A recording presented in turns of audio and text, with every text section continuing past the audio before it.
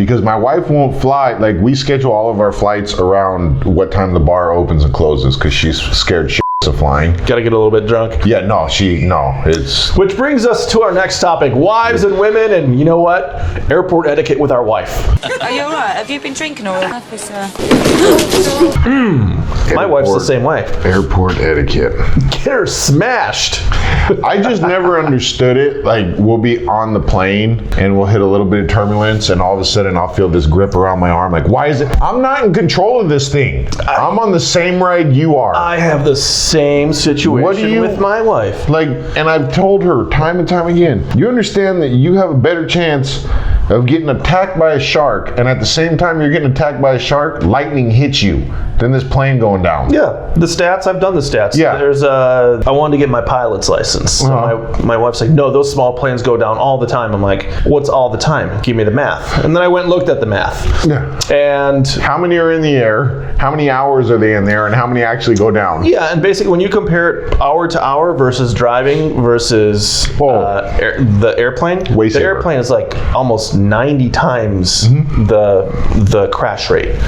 But then there was another stat that when you flipped it the other way, it showed that they were more dangerous. I forgot what it was. But long story, you can cut the numbers. But that's small planes. That's the small planes. And it depends on which state. And that means me flying it myself. Not a guy that's flown in 2,000 hours and it's automated. You press the button, it does its own thing. And a lot of those stats come from places like Alaska where there's a bunch of bush planes.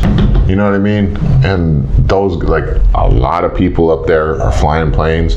So when you have more people flying planes, you're going to have more accidents. And how many of them probably don't even have a license? You got to think about that. Like up there is no governing body. It's if you think about it, how many people do you think are on the road right now without a license? What makes any difference with going in the air? If you have the money to get yourself one of these little bush crafts. Which is, by the way, 30 grand or probably even less up there. Right. So who's in the air pulling, hey, pull over, buddy. No. Just land it. I want to check your It's free for all. Yeah, you're in the middle of the air. Yeah. But anyway, so you and your wife, you schedule your flights so you make sure the bar is open. I have to. Okay. I have to. I've tried the whole, well, look, how about this? I'll go to the liquor store the day before and I'll get you your booze and we'll take an Uber and on the way, Slam you can get as shit-faced as you'd like and I'll deal with all the technical stuff, which is just me checking in and then we'll walk.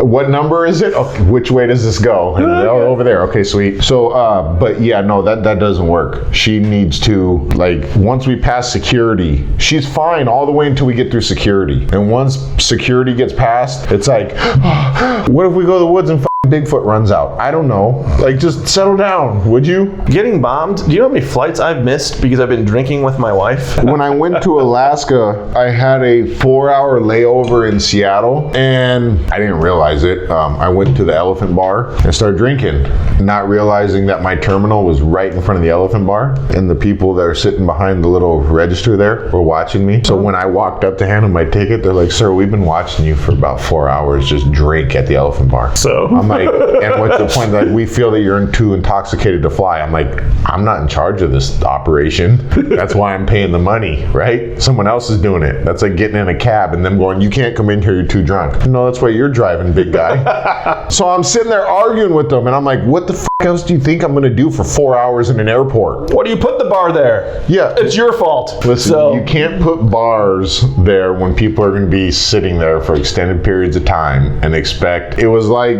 when we would travel with the football team, right? And we would have these long layovers in airports. The coaches at a certain point would just, okay, we have a 5-hour layover. Nobody get out of hand. And the coaches, I'm gonna go take a nap over here. And the coaches would just kind of walk away. You can't have 50 guys on the team sitting in an airport for hours. Like, stupid shit starts happening. You start grabbing carts and jousting and let's see what happens over here. And no, just it's safer, just go to the bar. Hey, look, I found this luggage. Oh, back to, so getting bombed with the wife.